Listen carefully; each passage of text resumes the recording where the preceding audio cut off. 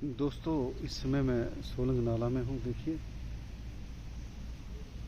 इतनी शांति मैंने कभी नहीं देखी यहाँ। बिल्कुल उजाड़ है, डेजर्टेड है। ये देखिए, यहाँ से गोंडोला चलता है, रोपवे जो है। और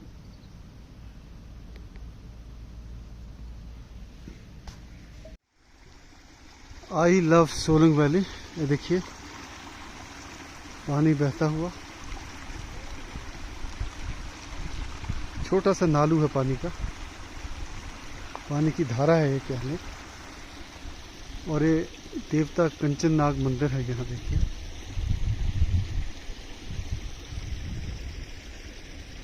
और ये देखिए कंचन नाग मंदिर।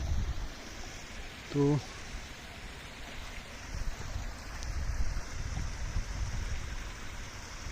ये देखिए मंदिर, काफी प्राचीन मंदिर लग रहा है दोस्तों।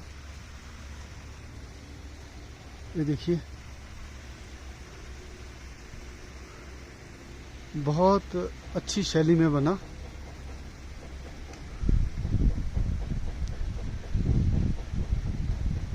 नाग देवता जी को मैंने प्रणाम कर दिया है। और यहाँ से देखिए इस प्रकार से व्यू बन रहा है। ये देखिए, हरे भरे पहाड़, बारिश इतनी हुई है कि हर जगह हरियाली हरियाली। और ये देखिए खच्चर,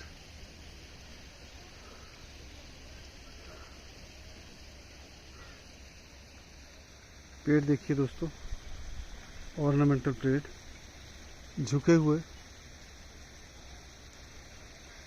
कोई भी विधियां नहीं है यहाँ, शांति है बिल्कुल।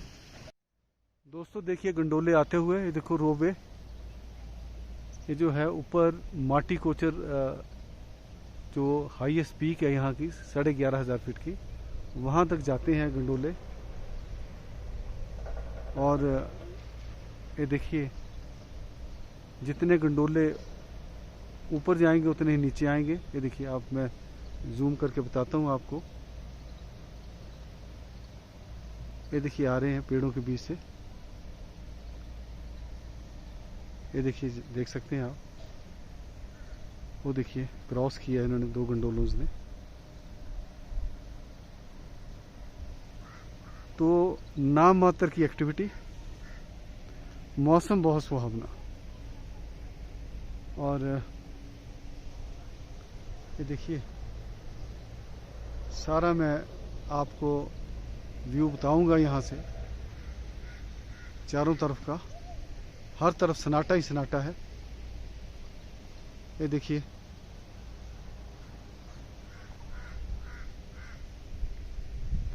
जिसको बोलते हैं कि पूरा डेजर्टेड है।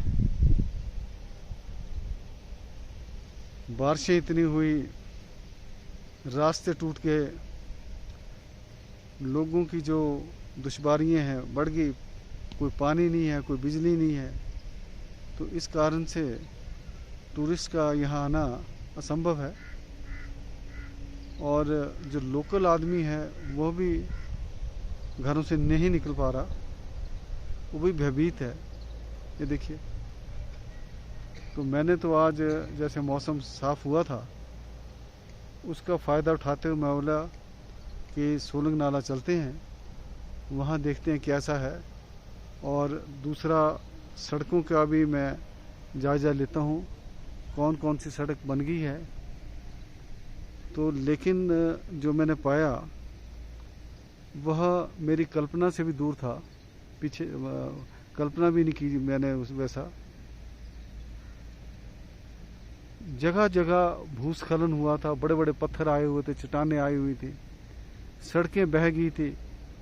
कहीं 100 मीटर का लेंथ में सड़क बही हुई थी, कहीं 50 मीटर के।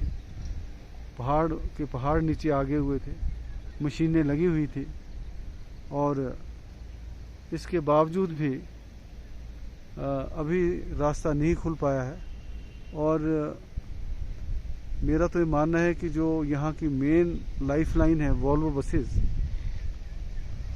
उनका अभी 10-15 दिन तक चलना तो मेरे लिए संभव है। बाकी अब ये लोग असंभव को संभव बना देते हैं। तो जहाँ तक मेरा ज्ञान है, जो मैं सोचता हूँ एक लेमैन की तरह, कम से कम 10-15 दिन लगेंगे वहाँ से बसेस, जो वॉल्वो बसेस है। और मैं बताना चाहूँगा कि जो यहाँ से मनाली से चंडीगढ़, दिल्ली, जयपुर या फिर आपका देहरादून और हरिद्वार जो वॉल्वो बसेस चलती हैं, सीज़न में उनकी संख्या लगभग 250 के करीब होती है। तो मैंने तो इतनी बसेस कहीं नहीं देखी वॉल्वो चलती हुई। साउथ इंडिया भी गया मैं, ईस्ट इंडिया भी गया, वेस्ट में भी गया, लेकिन जितनी Volvo buses Manali Delhi road पर चलती हैं, इस रूट पर चलती हैं, इतनी मैंने दोस्तों बसेस कहीं नहीं देखी।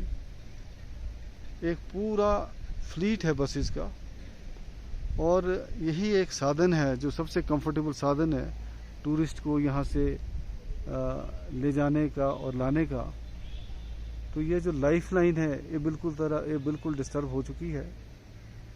और जब तक वॉल्वो बसेस नहीं चलेंगी तब तक यहाँ टूरिस्ट नहीं आ पाएगा। हाँ, जो अपनी निजी गाड़ियों में आएगा या टेम्पो ट्रैवलर है, जो छोटी गाड़ियाँ हैं, टैक्सीज है, उसमें तो आ जाएगा, क्योंकि यहाँ ट्रेन भी नहीं आती है। रेलगाड़ी हो तो चलो 700-800 लोग पर्यटक जो हैं एक बार में आ जाएंगे, लेकिन ऐसा भी नहीं है यहाँ। तो अब इस जो विपदा से उभरने में इस घाटी को समय लगेगा, और इसका जो खमियाजा है जो यहाँ के व्यवसायी हैं, होटलियर्स हैं, उनको भुगतना पड़ेगा। अब दोस्तों देखिए, प्रकृति के साथ हम कोई शिकायत नहीं कर सकते। शिकायत करें भी तो किससे करें, तो उसका आदेश मानना पड़ता है। अब ये है कि अब जो नुकसान हुआ उसको भरपाई की जाए, जो इंफ्रास्ट्रक्चर टूट गया है या नुकसान हुआ है उसको दोबारा जोड़ा जाए और बहाल किया जाए। और अब इससे यह नसीहत ली जाए कि आने वाले समय में अगर कोई ऐसी विपदा आती है तो किस प्रकार से उससे बचाव किया जा सकता है, किस प्रकार से हम अपनी सड़कों को बचा सकते हैं, किस प्रकार से हम निजी और गैर निजी प्रॉपर्टी को बचा सकते हैं। तो एक लेसन है, लेकिन हम जानते हैं कि जो हमारी याददाश्त है बहुत छोटी होती है। 2-3 महीनों में सब भूल जाएंगे और जनजीवन जो है पहले की तरह चल पड़ेगा। कोई नहीं इसको याद रखेगा कि 2025 के अगस्त महीने में इतनी बड़ी विपदा आई थी। तो दोस्तों, अगर ऐसा रहा तो ये विपदाएं आती रहेंगी, क्योंकि जलवायु परिवर्तन हो चुका है। और अब ऐसे जो बारिशें हैं जहाँ नहीं होनी चाहिए, या बर्फ़ है जो जहाँ जब नहीं पड़नी चाहिए पड़ रही हैं। तो इन चुनौतियों के लिए जब तक हम तैयार नहीं होंगे तो नुकसान होता रहेगा। बहुत सुंदर दृश्य के साथ मैं अब आपके साथ थोड़ी देर में फिर मिलूँगा। इसमें बादल आते हुए मौसम ठंडा हो गया है, धूप जा रही है, कहीं कहीं है, तो ऐसा लगता है कि बारिश भी आ सकती है।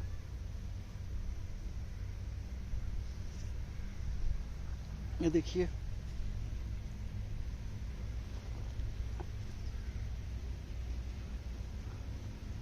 दोस्तों मैं आपको अच्छे से अच्छे जो यहाँ दृश्य है दिखाने की कोशिश कर रहा हूँ। देखिए, अब इसमें जो रोपवे है या गंडोले से खड़े हैं, शायद कुछ गेस्ट आए होंगे, टूरिस्ट आए होंगे, तब चलाए होंगे। बादल देखिए पहाड़ियों पर। और ये मैं बताना चाहूँगा कि आज से 5-6 साल पहले हम रोपवे से सर्दियों के महीने में माटी कोचर गए थे। नहीं सॉरी, माटी कोचर नहीं सर, माटी कोचर तो दूसरी जगह है। इसका मैं पहाड़ी का नाम शायद नहीं याद कर पा रहा। तो sorry, mount Pathru sir, this is mount Pathru. I am very sorry, मैंने पहले भी शायद माटी कोचर बता दिया है। दिस इज माउंट पथरू, जो 11,000 फीट की ऊंचाई पर है। देखिए मैंने अपना कैमरा वहीं फोकस किया हुआ है माउंट पथरू को। तो उसमें वहाँ पर 4-4 फीट के करीब बर्फ़ थी और बहुत ही एक सुंदर और अद्भुत नज़ारा था वहाँ। जो नीचे का दृश्य बन रहा था वो बहुत ही अलौकिक था, बहुत मन को मोहने वाला था, मन मोहने वाला था। और जो बाकी पहाड़ियों पर बर्फ़ पड़ी थी वो भी मन को बहुत ही संतोष दे रही थी। ये देखिए कितना यहाँ पर सन्नाटा छाया हुआ दोस्तों, कोई गतिविधि नहीं है। कौवे चहचहा रहे हैं। अब धूप निकल गई है और शरीर थोड़ा सा गर्मी का एहसास कर रहा है, अनुभव कर रहा है। देखिए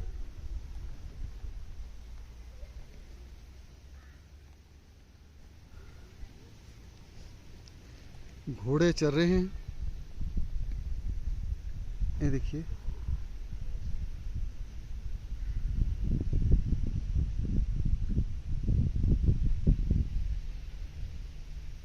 हाँ, मैं आपको बताना भूल गया कि मैंने खाना खा लिया है। दाल और चपाती ली, तवा चपाती, और थोड़ा सैलड दे दिया था उन्होंने, प्याज दे दिया था। तो वो जो मेरा भोजन था मात्र 90 रुपीज़ में था दोस्तों। अच्छा था, ठीक ठाक था और अच्छा लगा।